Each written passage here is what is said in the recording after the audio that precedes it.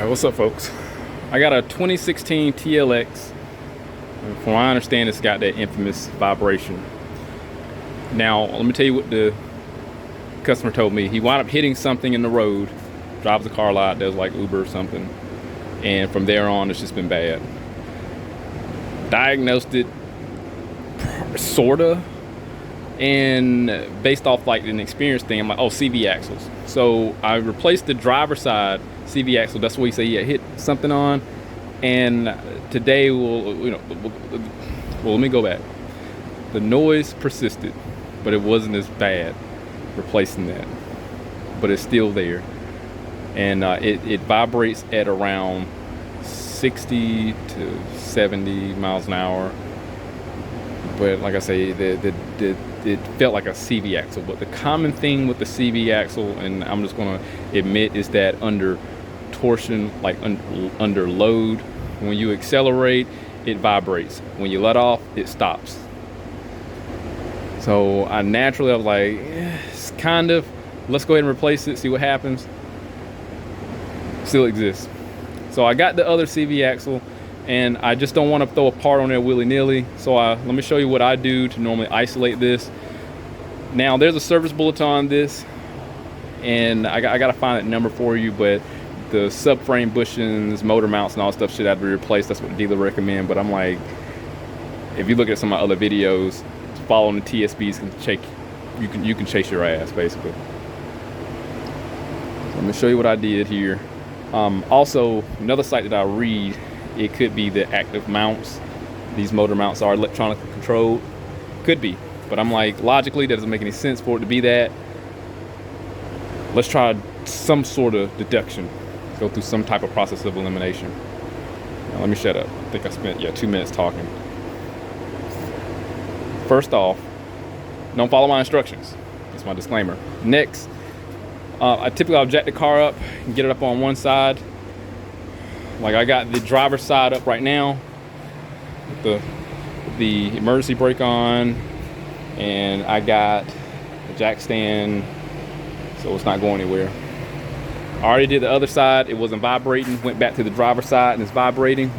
You can't accelerate, so just disconnect the ABS module.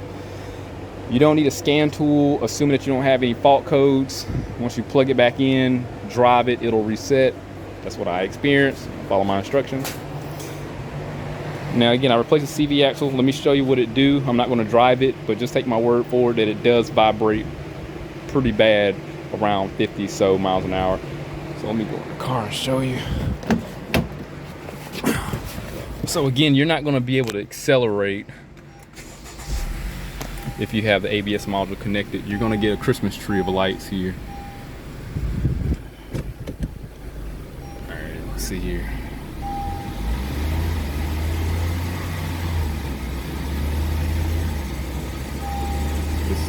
Yep, there you go. It's bad. Saw the wheel moving.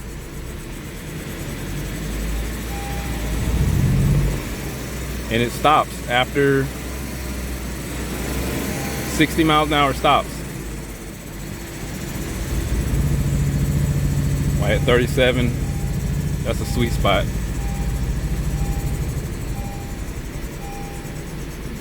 Crazy. So at least I isolated it on one side. It's the driver's side, not the passenger side. So let me get the camera down here. Let's see what the wheel looks like, and we'll go from there.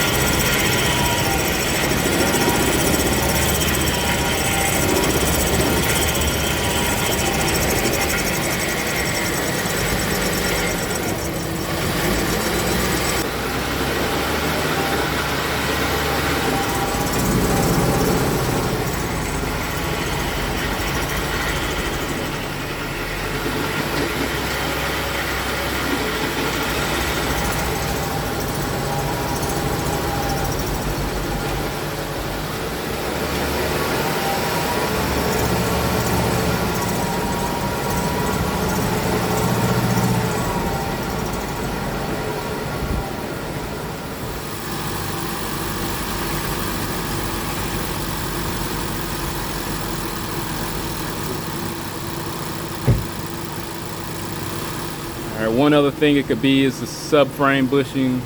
I'm going to put the jack under the subframe, jack that up, and see if that will actually sedate this vibration or make a change.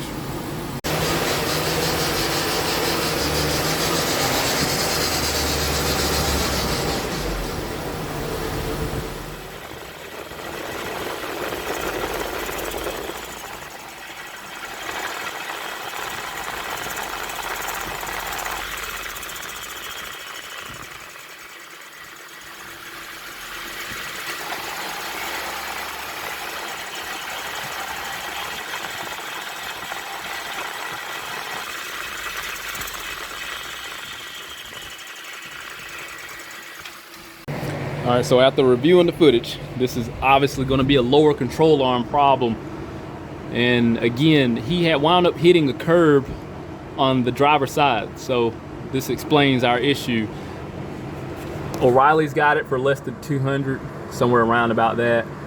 And I'm going to figure out the labor time to get this installed. Oh boy, there we go. And get this taken care of. So let me see if I can get in there and see this bushing.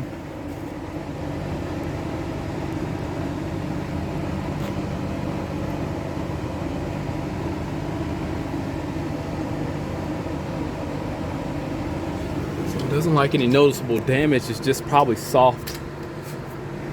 So I don't know. I'll know once I pull it out and get it replaced. But this is obviously the first thing that starts to create a snowball effect. Vibration. You can see the brand new axle, obviously I put on, no avail.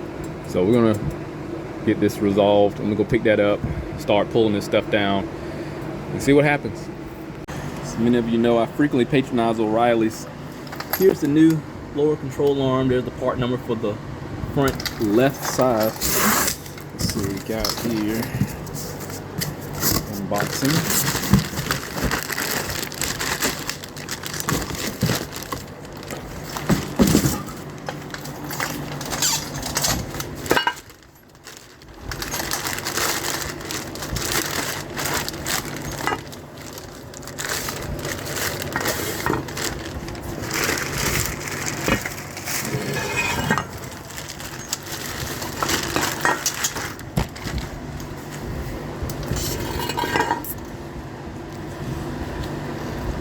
Nice and pretty.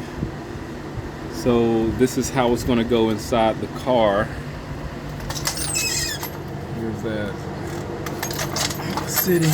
Now, since I got the wheel off, this inside control arm bushing looks compromised inside of here. Looks like it. You see that gap right there, like where it's been shaking. So I think this bushing just went really soft. So I'll know better once I get it all the way off and move it around my hands. This is extremely stiff. This is extremely stiff. So from what it looked like, there's a 14 here on the control arm to subframe. There and there. Got a 19 millimeter here. And then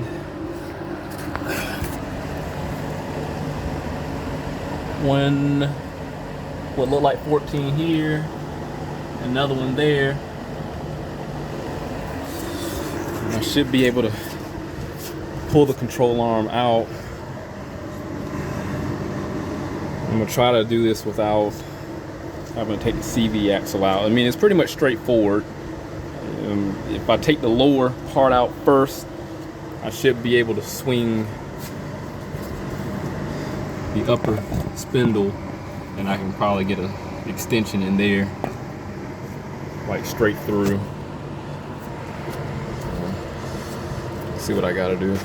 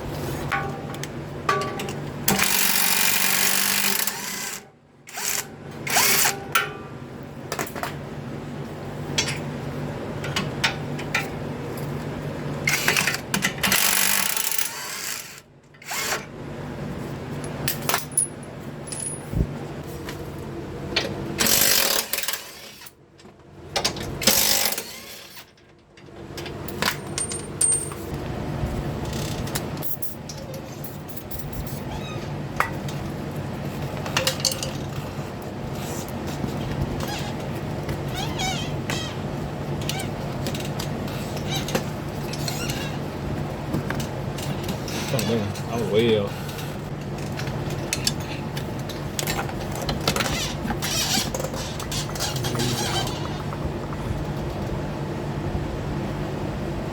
There's two of these.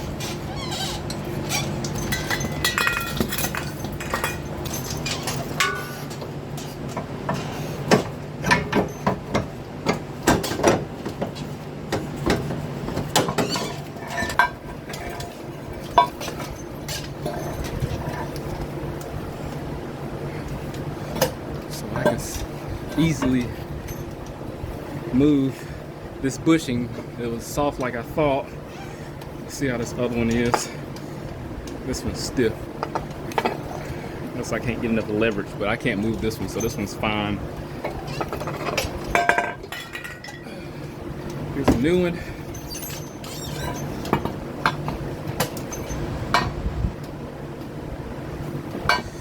I cannot move. Cannot move this one at all. All right, this should be the fix. I can promise you this is going to be the fix. Let me work on getting this back in here. I'm gonna fight with it to get it back in reverse order, and I really need to focus on this, but you got the gist of removing it. If I have to do anything different to put it back in, I'll let you know. All right, won't too much longer. I got it replaced. Let me grab this one. Now, I forgot to tell you the pull. That was a 14 millimeter at the top here, and that wasn't in the video. So I got, it was 3, not 2, overlooked. So everything's in there. Everything's tightened back down for the exception of this here. Now, I'm gonna say when you putting this lower control arm back in, it's gonna be extremely stiff. Don't, if it's sticking up, you wanna pry it down and let it spring back on its own weight. You don't want to adjust it to where it's down like this, so because it'll prematurely cause the control arm to fail. So leave it in its natural state. Hopefully they got it right, and you want to take a long pry bar. It's the frame here and the control arm, and like pull down. You might need 2 people. I got a little bit of muscles, so I got it in there. So you're gonna need to do that just to get the lower ball joint back in. It's pretty easy. It's not bad at all. All right, let's put the wheel back on. Let's see if this vibration still persists. If it do, then I'm a failure. If not, then give my credit. You gotta hit the like button.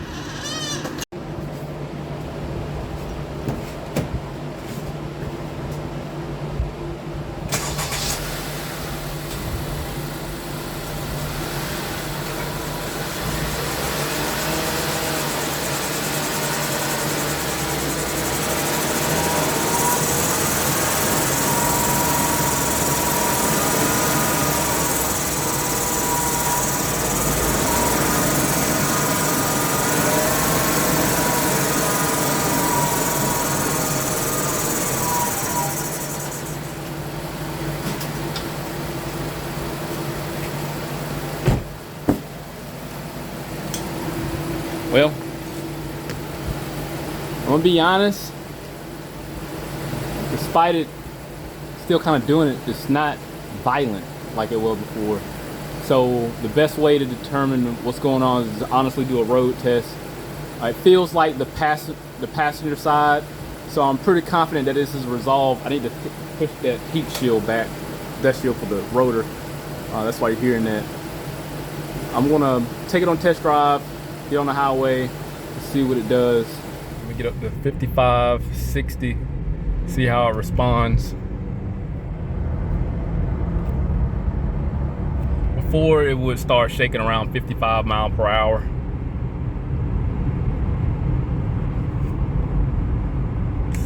Yeah, this is great. This is completely normal. Way better. Let me get up a little bit more.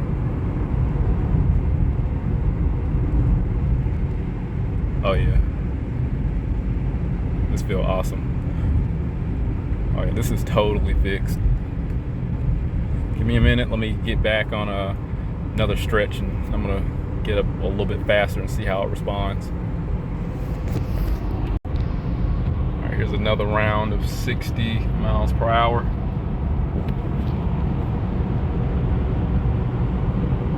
steering wheel is perfect. I'm about 65, no more vibration. It'll be vibrating pretty violent around about now.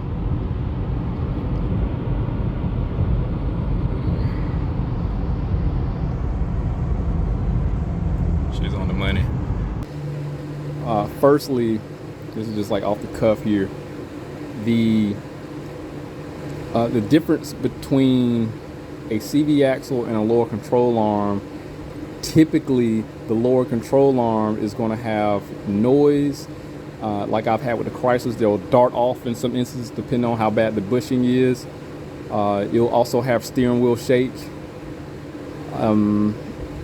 but with the lower control arm bushings, how do you determine if it's correlated with the bushing versus CV axle? If you turn the wheel slightly, the vibration will subside.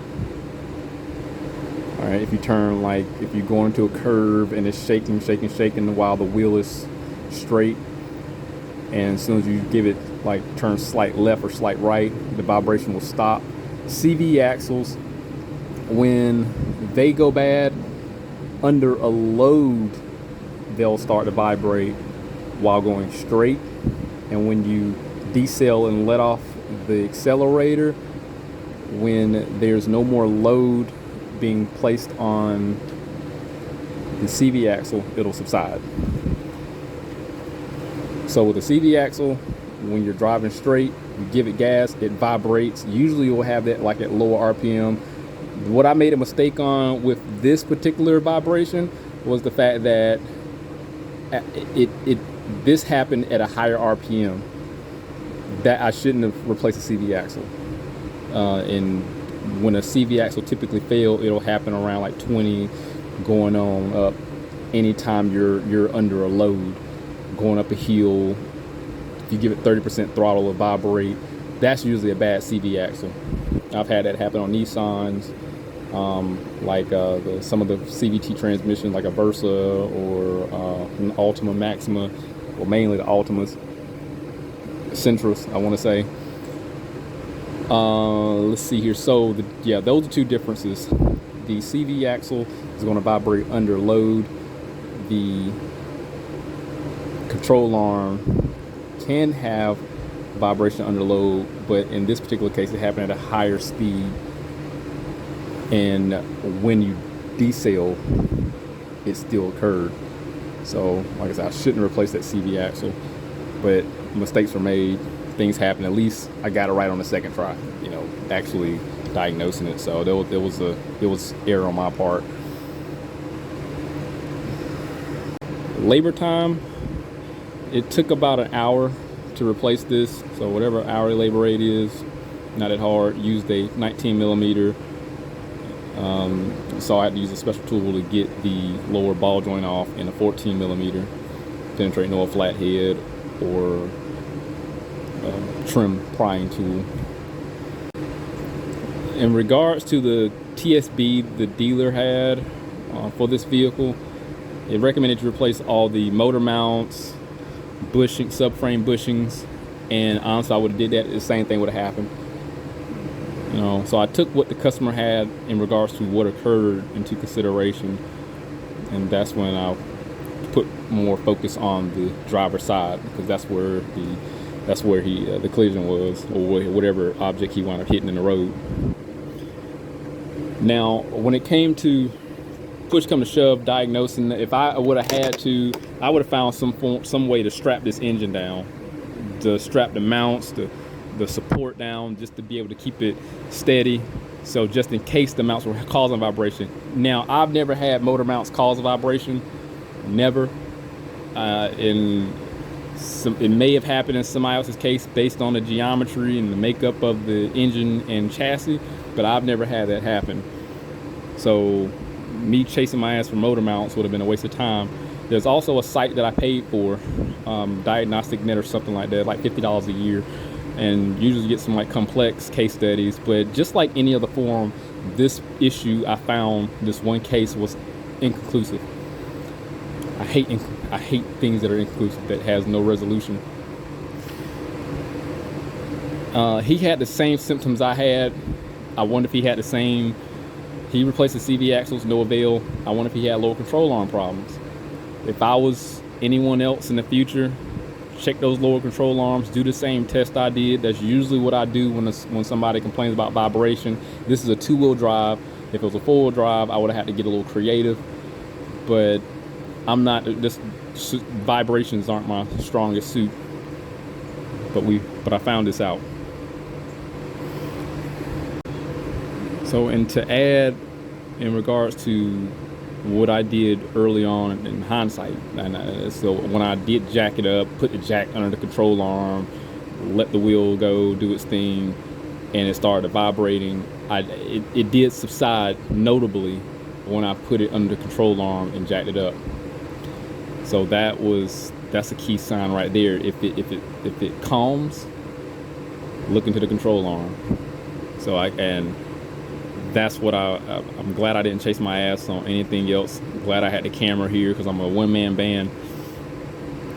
And I did take the axle back, got the control arm.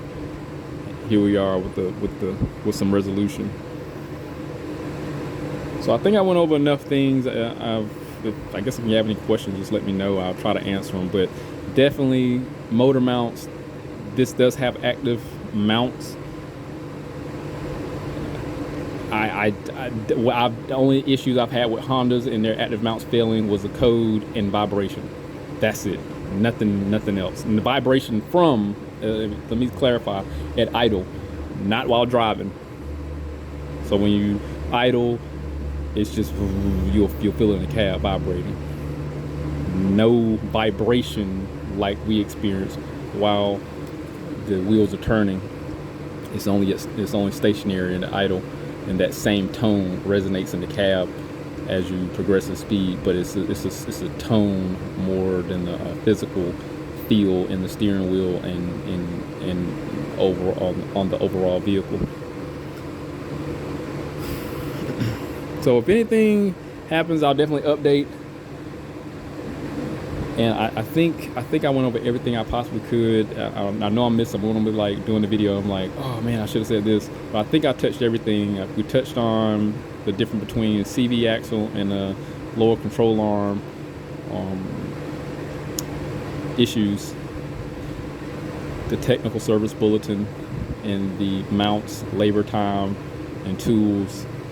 And if I had to do anything different as far as trying to diagnose motor mounts, how I would have handled that. But the death wobble, that real violent vibration, can be caused by obviously CV axles, and it can be caused by, like we experienced, lower control arms. I've read that struts will cause this, if depending on if you have a truck or not. Maybe have like a torque, some type of a stabilizer strut. I don't deal with trucks like that. Wheels. I know a lot of people probably want to replace get their wheels balanced. That's one of the first things people do. Like, hey, I need to go get my wheels balanced. There's a big distinguishing difference between a balance issue on a wheel or a defective tire versus a CV axle or a lower control arm. You will hear with tires, you will hear an oblong, like imperfection meets the pavement type sound. So like bop, bop, bop, bop, bop, bop, and you will hear that, and it will once you hear that imperfection, you got something going on. Bent rims will cause that also. If you have lumps developed in the tires, it'll cause that. But the distinguishing difference, you will hear it'll have a rhythmic tone as like something rotates, it comes in contact, boom, boom, boom, boom.